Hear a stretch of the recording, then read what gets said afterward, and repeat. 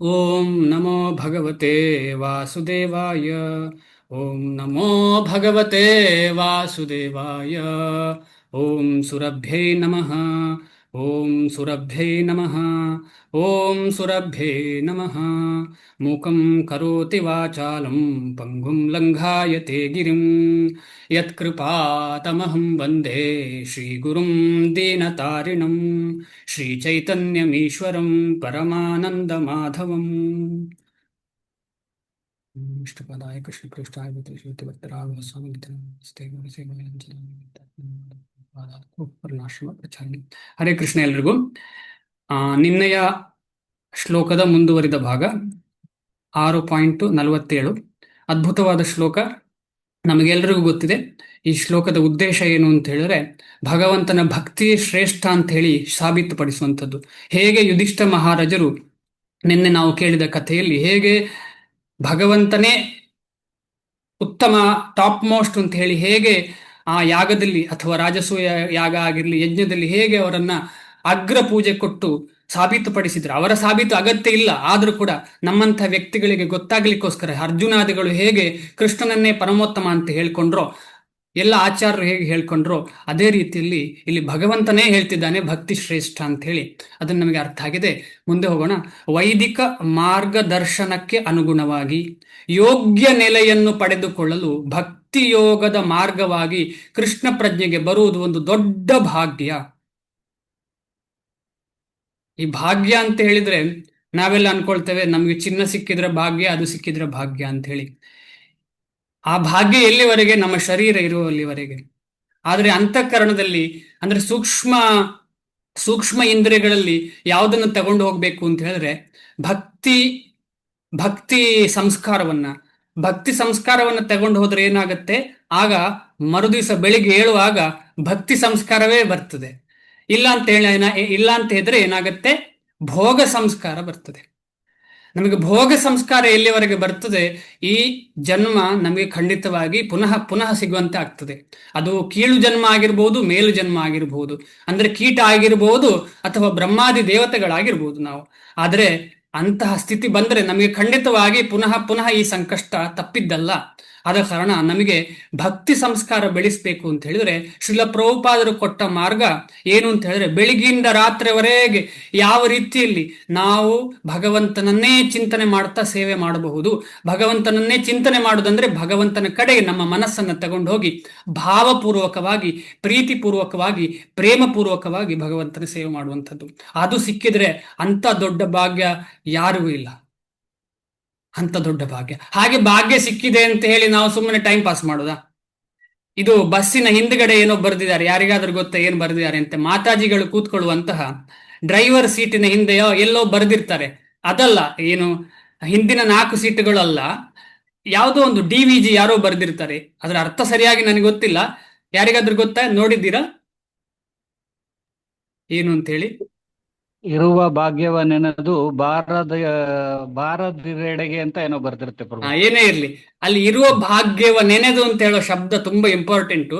ನಮಗೆ ಸಿಕ್ಕಿದ ಭಾಗ್ಯ ಈಗ ನೆನೆದು ಅಂದ್ರೆ ಅದರ ಬಗ್ಗೆ ಚಿಂತನೆ ಮಾಡ್ತಾ ಹೇಗೆ ಆ ಭಾಗ್ಯ ಸಿಕ್ಕಿದ್ದನ್ನ ನಾವು ಬಿಡಬಾರ್ದು. ಹೇಗೆ ಆಗ್ಲಿ ಏನೇ ಆಗ್ಲಿ ಈ ಜನ್ಮದಲ್ಲೇ ನಮಗೆ ಭಗವಂತನ ಪ್ರಾಪ್ತಿ ಆಗ್ಬೇಕು ಅಂತ ಹೇಳಿ ಶ್ರೀಲ ಪ್ರಭುಪಾದರು ಸೇವೆ ಮಾಡುವಂಥದ್ದು. ನಾವು ಸಿಗ್ತದ ಇಲ್ವಾ ನಮ್ಮ ಕೈಯಲ್ಲಿ, ನಮ್ಮಲ್ಲ ಉದ್ದೇಶ ಅಲ್ಲ, ಸಿಗ್ಬೇಕು ಅಂತ ಹೇಳಿ ಭಗವಂತನ ಕಡೆ ಕೈಂಕರ್ಯ ಸೇವೆ ಮಾಡಿದ್ರೆ ಭಗವಂತ ಖಂಡಿತವಾಗಿ ಅದಕ್ಕೆ ರೆಸಿಪ್ರಿಕೇಟ್ ಮಾಡ್ತಾರೆ.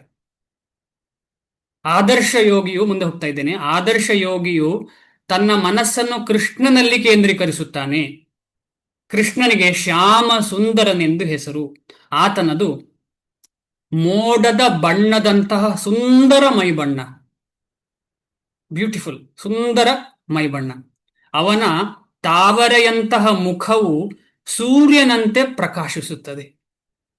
ಅವನ ಉಡುಪು ಆಭರಣಗಳಿಂದ ಹೊಳೆಯುತ್ತದೆ. ಬರೀ ಹೊಳೆಯುತ್ತದಲ್ಲ, ಹೊಳೆಯುತ್ತದೆ ಅಂತ. ಅವನ ದೇಹವು ಮಾಲೆಯನ್ನು ಧರಿಸಿದೆ. ಅವನ ಸುತ್ತ ಜಾಜ್ವಲ್ಯಮಾನವಾದ ಪ್ರಭೆ. ಇದಕ್ಕೇನು ಹೇಳ್ತಾರೆ? ಇಲ್ಲೇ ಬಂದಿದೆ, ನಾನು ಕೇಳೋದಿಲ್ಲ. ಅದಕ್ಕೆ ಬ್ರಹ್ಮಜ್ಯೋತಿ ಎಂದು ಹೆಸರು. ಆತನು ರಾಮ, ನರಸಿಂಹ, ವರಾಹ ಮತ್ತು ದೇವೋತ್ತಮ ಪರಮ ಪುರುಷನಾದ ಕೃಷ್ಣನಾಗಿ ಅವತಾರವನ್ನೆತ್ತುತ್ತಾನೆ. ಯಶೋದೆಯ ಮಗನಾಗಿ ಮಾನವ ರೂಪದಲ್ಲಿ ಭೂಮಿಗಿಳಿದು ಬರುತ್ತಾನೆ. ಜನರು ಅವನನ್ನು ಕೃಷ್ಣ, ಗೋವಿಂದ ಮತ್ತು ವಾಸುದೇವ ಎಂದು ಕರೆಯುತ್ತಾರೆ. ಅವನು ಪರಿಪೂರ್ಣನಾದ ಮಗು, ಪತಿ, ಗೆಳೆಯ ಮತ್ತು ಪ್ರಭು. ಈ ರೀತಿಯ ಭಾವ ಭಕ್ತರ ಕಡೆ ಇರ್ತದೆ. ಆತನು ಎಲ್ಲ ಐಶ್ವರ್ಯಗಳಿಂದ ಮತ್ತು ದಿವ್ಯ ಗುಣಗಳಿಂದ ತುಂಬಿದ್ದಾನೆ. ಷಡ್ ಐಶ್ವರ್ಯಗಳಿಂದ ಮತ್ತು ಎಲ್ಲಾ ದಿವ್ಯ ಗುಣಗಳಿಂದ ಭಗವಂತ ತುಂಬಿದ್ದಾನೆ. ಭಗವಂತನ ಈ ಲಕ್ಷಣಗಳ ಸಂಪೂರ್ಣ ಅರಿವು ಸದಾ ಇರುವ ಮನುಷ್ಯನನ್ನು ಅತ್ಯಂತ ಶ್ರೇಷ್ಠ ಯೋಗಿ ಎಂದು ಕರೆಯುತ್ತಾರೆ. ಇದು ಐಶ್ವರ್ಯಗಳು ಯಾವುದು? ಯಾರಾದ್ರೂ ಹೇಳ್ತೀರಾ? ಷಡ್ ಐಶ್ವರ್ಯಗಳು ಸೌಂದರ್ಯ ಪ್ರಭು, ಕೀರ್ತಿ, ಶೌರ್ಯ, ಶ್ರೀಮಂತಿಕೆ, ಹಾ ತ್ಯಾಗ, ಹಾ ಹಾ ಆಯ್ತಲ್ಲ. ವೈರಾಗ್ಯ ಅಂದ್ರೆ ತ್ಯಾಗನೇ. ತ್ಯಾಗ ಅಂದ್ರೆ ವೈರಾಗ್ಯ ಅವರು ಹೇಳಿದ್ರಲ್ಲಿ. ಓಕೆ. ಐಶ್ವರ್ಯಸ್ಯ ಸಮಗ್ರಶ್ಚ ವೀರ್ಯಸ್ಯ ಯಶಸ್ಸಃ ಶ್ರಿಯಃ ಜ್ಞಾನ ವೈರಾಗ್ಯೋಶ್ಚೈವ ಷಡಂ ಇತಿ ಭಗಂಗಣ. ಓಕೆ. ಭಗವಂತನ ಈ ಲಕ್ಷಣ ಜ್ಞಾನ ಆಯ್ತು. ಭಗವಂತನ ಈ ಲಕ್ಷಣಗಳ ಸಂಪೂರ್ಣ ಅರಿವು ಸದಾ ಇರುವ ಮನುಷ್ಯನನ್ನು ಅತ್ಯಂತ ಶ್ರೇಷ್ಠ ಯೋಗಿ ಎಂದು ಕರೆಯುತ್ತಾರೆ. ಯೋಗದಲ್ಲಿ ಈ ಅತ್ಯುನ್ನತ ಪರಿಪೂರ್ಣತೆಯ ಹಂತವನ್ನು ಭಕ್ತಿ ಯೋಗದಿಂದ ಮಾತ್ರ ಸಾಧಿಸಬಹುದು. ಇದನ್ನು ಎಲ್ಲ ವೈದಿಕ ಸಾಹಿತ್ಯವು ದೃಢಪಡಿಸುತ್ತದೆ. ಯಸ್ಯ ದೇವೇ ಪರಾ ಭಕ್ತಿರ್ ಯಥಾ ದೇವೇ ತಥಾ ಗುರು ತಸ್ಯೈತೆ ಕಥಿತಾ ಹ್ಯರ್ಥಾಃ ಪ್ರಕಾಶಂತೆ ಮಹಾತ್ಮನಃ. ಯಸ್ಯ ದೇವೇ ಪರಾ ಭಕ್ತಿ ಯಥಾ ದೇವೇ ತಥಾ ಗುರೌ ತಸ್ಯೈತೆ ಕಥಿತಾ ಹಿ ಅರ್ಥಃ ಪ್ರಕಾಶಂತೆ ಮಹಾತ್ಮನಃ. ಇಲ್ಲಿ ಗುರುವಿನ ಉದ್ದೇಶ, ಗುರು ಯಾಕೆ ಬೇಕು ಅಂತ ಹೇಳಿ ಕ್ಲಿಯರ್ ಆಗಿ ಇಲ್ಲಿ ಈ ಶ್ಲೋಕದಲ್ಲಿ ಶ್ವೇತಾಶ್ವತರ ಉಪನಿಷತ್ತಿನ 6.23 ಶ್ಲೋಕ. ಭಗವಂತನಲ್ಲಿಯೂ ಗುರುವಿನಲ್ಲಿಯೂ ಪ್ರಶ್ನಾತೀತ ವಿಶ್ವಾಸವಿರುವ ಮಹಾ ಆತ್ಮಗಳಿಗೆ ಮಾತ್ರ ವೈದಿಕ ಜ್ಞಾನದ ಸಕಲ ಅರ್ಥಗಳು ತಾವಾಗಿಯೇ ಪ್ರಕಟವಾಗುತ್ತವೆ. ತನ್ನಿಂದ ತಾನೇ ಪ್ರಕಾಶಂತೆ, ಅದೇ ಪ್ರಕಾಶ ಆಗ್ತದೆ. ಗುರು ಕೃಷ್ಣ ಪ್ರಸಾದ ಇದ್ರೆ ಏನಾಗ್ತದೆ? ಭಕ್ತಿಲತಾ ಬೀಜ ಬೆಳೀತದೆ. ಭಕ್ತಿ ಇದೆ ನಮ್ಮ ಹತ್ರ, ಆದ್ರೆ ಇದೆ ಅಂತ ನಮ್ಗೆ ಗೊತ್ತಿಲ್ಲ. ಪ್ರಕಾಶ ಕಾಣ್ತಿಲ್ಲ. ಪ್ರಕಾಶ ಹೇಗೆ ಜ್ವಾಲಾಮುಖಿ ಆಗ್ತದೆ ಅಂತ ಹೇಳಿದ್ರೆ ಭಗವಂತ ಮತ್ತು ಗುರುವಿನಲ್ಲಿ ಏನಿರ್ಬೇಕು? ದೃಢ ವಿಶ್ವಾಸ. ಅದು ದೃಢ ವಿಶ್ವಾಸ ಅಂದ್ರೆ ಪ್ರಶ್ನಾತೀತವಾಗಿರುವಂತಹ ವಿಶ್ವಾಸ. ಪ್ರಶ್ನಾತೀತ ಅಂದ್ರೆ ಏನು? ಪ್ರಶ್ನಾತೀತ ಅಂದ್ರೆ ಏನು? ಅಲ್ಲಿ ಊಹೆಗೆ ಇದು ಅವಕಾಶವೇ ಇಲ್ಲ. ಅಲ್ಲಿ ಊಹೆಗೆ ಅವಕಾಶವೇ ಇಲ್ಲ. ಊಹೆಗೆ ಅವಕಾಶವಿಲ್ಲ. ಅದ್ಭುತ, ಕರೆಕ್ಟ್ ಆಗಿ ಹೇಳಿದ್ದೀರಿ. ಇನ್ನೇನಾದರೂ ಇದೆಯಾ?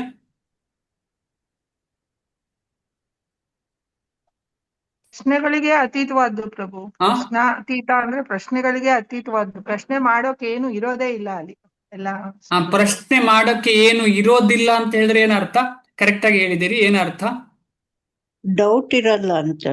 ಡೌಟೇ ಇರೋದಿಲ್ಲ ಅಲ್ವಾ ಪ್ರಭು? ಡೌಟ್ ಎಲ್ಲ ಖಾಲಿ ಆಗಿದೆ ಅಂದ್ರೆ ಫಸ್ಟಿಗೆ ಬರುವಾಗ ಡೌಟ್ ಇರ್ತದೆ, ಆಮೇಲೆ ದೃಢ ವಿಶ್ವಾಸ ಬರುವಾಗ ಡೌಟ್ ಎಲ್ಲ ಕಂಪ್ಲೀಟ್ ಖಾಲಿ ಆಗಿರ್ತದೆ. ಡೌಟೇ ಇರುವುದಿಲ್ಲ.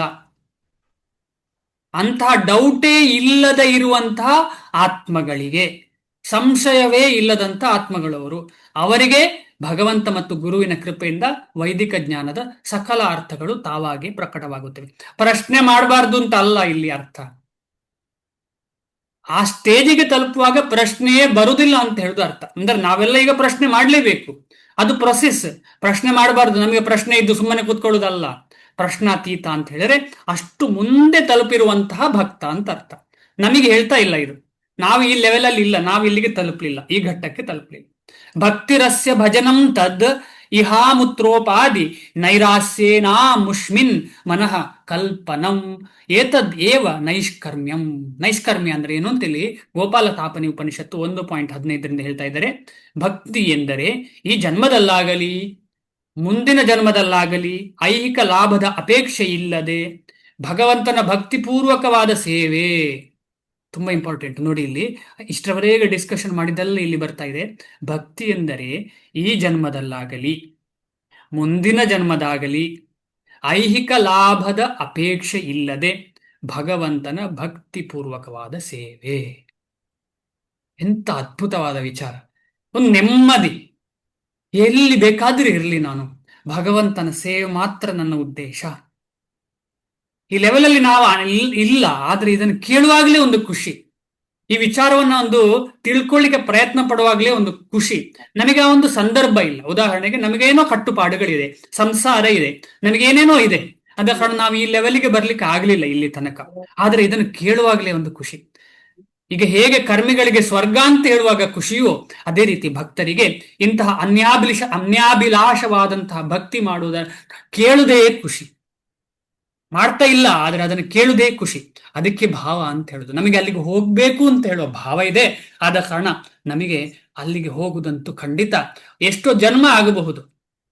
ನಮ್ಮ ಒಂದು ಸಾಧನೆಗೆ ಅನುಗುಣವಾಗಿ ಎಷ್ಟೋ ಜನ್ಮ ತಗೊಳ್ಬಹುದು. ಆದ್ರೆ ನಮ್ಮಲ್ಲಿ ಇರುವಂತ ಈ ಭಾವ ಇದೆಯಲ್ಲ, ಭಗವಂತನ ಸಂಪೂರ್ಣ ಪರಿಶುದ್ಧವಾದ ಅಭಿಲಾಷೆ, ನಮಗೆ ಪರ್ಸನಲ್ ಸ್ಯಾಟಿಸ್ಫ್ಯಾಕ್ಷನ್ ಇಲ್ಲದಂತಹ ಒಂದು ಅಭಿಲಾಷ ಶೂನ್ಯವಾದಂತಹ ಒಂದು ಭಕ್ತಿ ಮಾಡುವಂತಹ ಒಂದು ಉದ್ದೇಶ, ಭಗವಂತನ ಭಕ್ತಿ ಮಾಡಬೇಕು ಅಂತ ಹೇಳುವಂತ ಒಂದು ಆಸೆ ಇದೆಯಲ್ಲ, ಅದು ನಮ್ಮನ್ನು ಖಂಡಿತ ಮುಂದೆ ಮುಂದೆ ಮುಂದೆ ತಗೊಂಡು ಹೋಗ್ತದೆ. ಯಾಕಂದ್ರೆ ಆ ಆಸೆ ಅಂತ ಹೇಳುವಂಥದ್ದು ಬರುವುದು ನಮ್ಮಿಂದ ಅಲ್ಲ, ಅದು ಭಗವಂತನ ಭಕ್ತರ ಕರುಣೆಯಿಂದ ಆಸೆ ಬರುವಂಥದ್ದು. ನಾವು ಅಂದ್ಕೊಳ್ತೇವೆ, ನನ್ನಿಂದಾಗಿ ಈ ಭಕ್ತಿ ಮಾಡ್ಲಿಕ್ಕೆ ಆಗ್ತಿದೆ, ನಾನೇ ಇಲ್ಲ, ಈ ಭಕ್ತಿ ಸಿಕ್ಕಿದ್ದೆ ಭಗವಂತನಿಂದ, ಭಗವಂತನ ಭಕ್ತರಿಂದ. ಆದ ಕಾರಣ ಆ ಒಂದು ಥಾಟ್ ಇದೆಯಲ್ಲ, ಆ ಒಂದು ಪ್ರಜ್ಞೆ ಇದೆಯಲ್ಲ, ಅದು ನಮ್ಮ ಸೊತ್ತು ಅಲ್ಲ, ಅದು ಭಗವದ್ ಭಕ್ತ ಮತ್ತು ಭಗವಂತನ ಸೊತ್ತು. ಆದ ಕಾರಣ ಅದನ್ನು ನಾವು ಕಾಪಾಡಬೇಕು. ಈಗ ನಮಗೆ ಯಾರೋ ಏನೋ ಕೊಟ್ಟಿದ್ದಾರೆ ಅಂತ ಹೇಳಿ 1-2 ದಿನ ಮನೆಯಲ್ಲಿಟ್ಟು ಆಮೇಲೆ ಬರ್ತೀನಿ ಅಂತ ಹೇಳಿದ್ರೆ ನಾವು ಅದನ್ನು ಚೆನ್ನಾಗಿ ನೋಡ್ಕೊಳ್ಳಲ್ವಾ? ಅಷ್ಟು ಚೆನ್ನಾಗಿ ನೋಡ್ಕೊಳ್ತೇವೆ. ಈಗ ವಾಹನ ಆದ್ರೂ ಕೂಡ ನಮ್ಮ ವಾಹನ ಬೇಕಾಬಿಕ್ಕಿ ಓಡಿಸ್ತೇವೆ. ಒಂದು ದಿನ ಯಾರ್ದೋ ವಾಹನ ತಗೊಂಡ್ರೆ, ಪ್ರಜ್ಞಾವಂತರು ನಾವು ಹೇಳುವಂಥದ್ದು, ಪ್ರಜ್ಞಾವಂತರು ಯಾರ್ದಾದ್ರೂ ತಗೊಂಡ್ರೆ ಅದನ್ನ ಅಷ್ಟು ಕೇರ್ಫುಲ್ ಆಗಿ ನೋಡ್ಕೊಳ್ತಾರೆ. ಅದೇ ರೀತಿಯಲ್ಲಿ ಭಕ್ತರು ಭಕ್ತಿಯನ್ನ ಅಷ್ಟು ಕೇರ್ಫುಲ್ ಆಗಿ ನೋಡ್ಕೊಳ್ತಾರೆ. ಅಷ್ಟು ನೋವಾಗಬಾರ್ದು ಭಕ್ತಿಗೆ. ಅಂದ್ರೆ ನಾವು ಮಾಡುವಂತ ಸಾಧನೆ ಅಷ್ಟು ಕೇರ್ಫುಲ್ ಆಗಿ ನೋಡ್ಬೇಕು ನಾವು. ಅದಕ್ಕೆ ನೋವಾಗಬಾರ್ದು, ಅದು ಮುಂದೆ ಬರಬೇಕು, ಅದು ಬೆಳಿಬೇಕು. ಅದಕ್ಕೋಸ್ಕರ ಬೇಕಾದಂತ ಎಲ್ಲ ವಾತಾವರಣವನ್ನ ನಾನು ಸೃಷ್ಟಿ ಮಾಡ್ತೇನೆ, ಆ ವಾತಾವರಣ ಮಾಡಲಿಕ್ಕೆ ಪ್ರಯತ್ನ ಪಡ್ತೇನೆ. ಭಗವಂತನ ಭಕ್ತಿ ಬೆಳಿಲಿಕ್ಕೆ ನನ್ನ ಜೀವನದಲ್ಲಿ ಯಾವ ರೀತಿಯ ವಾತಾವರಣ ಬೇಕು, ಆ ವಾತಾವರಣಕ್ಕೆ ನಾವೆಲ್ಲ ಪ್ರಯತ್ನ ಪಡಬೇಕು. ಆ ವಾತಾವರಣವೇ ಇಲ್ಲಿ ಸೃಷ್ಟಿ ಆಗ್ತಾ ಇರುವಂಥದ್ದು. ಅದೇ ಭಗವಂತನ ಕೃಪೆ. ನಾವೆಲ್ಲ ಸೇರಿ ಆ ವಾತಾವರಣ ಸೃಷ್ಟಿಯಾಗಿದೆ. ವೃಂದಾವನವನ್ನ ಸೃಷ್ಟಿ ಮಾಡುವಂಥದ್ದು. ಅದರಲ್ಲಿ ಕೂಡ ನಾವೆಲ್ಲ ಹೋಗಿ ಎಲ್ಲಿಯಾದ್ರೂ ಕೃಷಿ ಗೋರಕ್ಷೆ ನಡೆಯುವಂತ ಜಾಗದಲ್ಲಿ ಹೋಗಿ ನಿಂತುಕೊಂಡು ಮಾಡಿದ್ರೆ ಅಲ್ಲಿ ವೃಂದಾವನ ಸೃಷ್ಟಿಯಾಯಿತು. ಅಂತಹ ವೃಂದಾವನ ಸೃಷ್ಟಿಯಾದ್ರೆ ಏನಾಗ್ತದೆ ಅಂತ ಹೇಳಿದ್ರೆ, ನಾವೆಲ್ಲರೂ ಭಗವಂತನ ಪ್ರಜ್ಞೆ ಇಟ್ಟುಕೊಂಡು ಕ್ಷಣ ಕ್ಷಣಕ್ಕೂ ಭಗವಂತನನ್ನೇ ನೆನೆಸಿಕೊಂಡು ಎಲ್ಲ ಕೆಲಸ ಮಾಡ್ತೇವೆ. ಆದ್ರೆ ಈಗ ಏನ್ ನಡೀತಾ ಇದೆ, ನಾವು ಎಲ್ಲಿ ಹೋಗ್ತಾ ಇದ್ದೇವೆ, ಅಲ್ಲಿ ಭಗವಂತನ ಭಕ್ತರಿಲ್ಲ. ಏನ್ ನಡೀತಾ ಇದೆ, ಭಗವಂತನ ಪ್ರಜ್ಞೆ ಇಲ್ಲ. ಅದಕ್ಕೆ ಸಹಾಯ ಮಾಡುವಂತ ಯಾವ ಲಕ್ಷಣಗಳು ಕಾಣ್ತಾ ಇಲ್ಲ. ಆದ ಕಾರಣ ನಮ್ಮ ಭಕ್ತಿಯ ಪ್ರಗತಿ ಕಮ್ಮಿ ಆಗ್ತಾ ಇದೆ. ಅದಕ್ಕೆ ತುಂಬಾ ಫಾಸ್ಟ್ ಹೋಗ್ಲಿಕ್ಕೆ ಆಗ್ತಾ ಇಲ್ಲ ಭಕ್ತಿಗೆ. ಯಾಕಂತ ಹೇಳಿದ್ರೆ ಅದಕ್ಕೆ ಸರಿಯಾದ ಮಾರ್ಗವೇ ಕೊಡ್ತಾ ಇಲ್ಲ ನಾವು. ಈಗ ಗಾಡಿಗೆ ಸರಿ ಮಾರ್ಗ ಸಿಕ್ಕಿದ್ರೆ ತಾನೆ ಫಾಸ್ಟ್ ಹೋಗ್ಲಿಕ್ಕೆ ಆಗತ್ತೆ. ಅಂಕು ಡೊಂಕು ಸಂಕ ಪಾಲ ಅಂತ ಹೇಳ್ತಾರೆ. ಅಲ್ಲೆಲ್ಲ ಸಂಕ ಪಾಲ ಅಂತ ಹೇಳಿದ್ರೆ ಸಂಕದಿಂದ ಕೆಳಗೆ ಬೀಳುದು ಅಂತ ಹೇಳಿ. ಅಂತಹ ಅಂಕು ಡೊಂಕಾದಂತಹ ಮಾರ್ಗ ನಾವು ಕೊಟ್ರೆ ಹೇಗೆ ಹೋಗ್ಲಿಕ್ಕೆ ಸಾಧ್ಯ? ಈ ನಾವು ಜೀವನ ಮಾಡ್ತಾ ಇರೋದೇ ಅಂಕು ಡೊಂಕು ಜೀವನ. ಮೊನ್ನೆ ಹೇಳಿದ ಹಾಗೆ ಇದು ಸಿಂಪಲ್ ಲಿವಿಂಗ್ ಅಲ್ಲ, ಸಿಂಪ್ಲಿ ಲಿವಿಂಗ್ ಆಗಿದೆ ನಮ್ದು. ಅದ ಕಾರಣ ನಾವೆಲ್ಲ ಪ್ರಯತ್ನ ಪಡೋಣ. ಈ ರೀತಿಯ ಮನಸ್ಸು ನೋಡಿ, ಈಗ ನಾವು ಇಷ್ಟು ಚರ್ಚೆ ಮಾಡ್ತಾ ಇದ್ದೇವೆ, ನಾನು ಮಾಡ್ತಿಲ್ಲ, ಹೆಚ್ಚಿನವರು ಮಾಡ್ತಿಲ್ಲ, ಆದ್ರೆ ಆ ಭಾವನೆಯನ್ನ ನಾವು ಬೆಳೆಸ್ತಾ ಇದ್ದೇವೆ. ಕೃಷ್ಣ ಆ ಭಾವನೆಯನ್ನ ನೋಡ್ತಾನೆ. ಇಂತಹ ಆಸೆಗಳನ್ನು ಬಿಟ್ಟು ಮನುಷ್ಯನು ಮನಸ್ಸನ್ನು ಪರಮ ಪ್ರಭುವಿನಲ್ಲಿ ಸಂಪೂರ್ಣವಾಗಿ ಲೀನಗೊಳಿಸಬೇಕು. ಇದೇ ನೈಷ್ಕರ್ಮ್ಯದ ಉದ್ದೇಶ. ಯೋಗ ಪದ್ಧತಿಯ ಅತ್ಯುನ್ನತ ಪರಿಪೂರ್ಣ ಘಟ್ಟವಾದ ಭಕ್ತಿ ಅಥವಾ ಕೃಷ್ಣ ಪ್ರಜ್ಞೆಯ ಅನುಷ್ಠಾನಕ್ಕೆ ಇವು ಕೆಲವು ಸಾಧನಗಳು. ಇಲ್ಲಿಗೆ ಶ್ರೀಮದ್ ಭಗವದ್ಗೀತೆಯ ಧ್ಯಾನ ಯೋಗ ಎಂಬ 6ನೇ ಅಧ್ಯಾಯದ ಭಕ್ತಿ ವೇದಾಂತ ಭಾವಾರ್ಥವು ಮುಗಿಯಿತು. ಶ್ರೀಲ ಪ್ರಭುಪಾದರಿಗೆ ಜಯವಾಗಲಿ. 6ನೇ ಅಧ್ಯಾಯಕ್ಕೆ ಜಯವಾಗಲಿ. ಶ್ರೀಲ ಗುರುದೇವರಿಗೆ ಜಯವಾಗಲಿ. ಭಗವಂತನಿಗೆ ಜಯವಾಗಲಿ. ಏನಾದ್ರೂ ಪ್ರಶ್ನೆ ಇದ್ರೆ ದಯವಿಟ್ಟು ಕೇಳಿ. ಏನಾದ್ರೂ ನಾನು ತಪ್ಪು ಅಥವಾ ನಮ್ಮ ಪರಂಪರೆಗೆ ವಿರುದ್ಧವಾಗಿ ಏನಾದ್ರೂ ಮಾತಾಡಿದ್ರೆ ನನ್ನನ್ನು ಇಲ್ಲೇ ಕಟ್ ಮಾಡಿ ಕರೆಕ್ಷನ್ ಮಾಡಿ ಆಮೇಲೆ ನನ್ನನ್ನು ತಿದ್ದಿ ಅಂತ ಹೇಳಿ ಕೇಳ್ಕೊಳ್ತೀನಿ.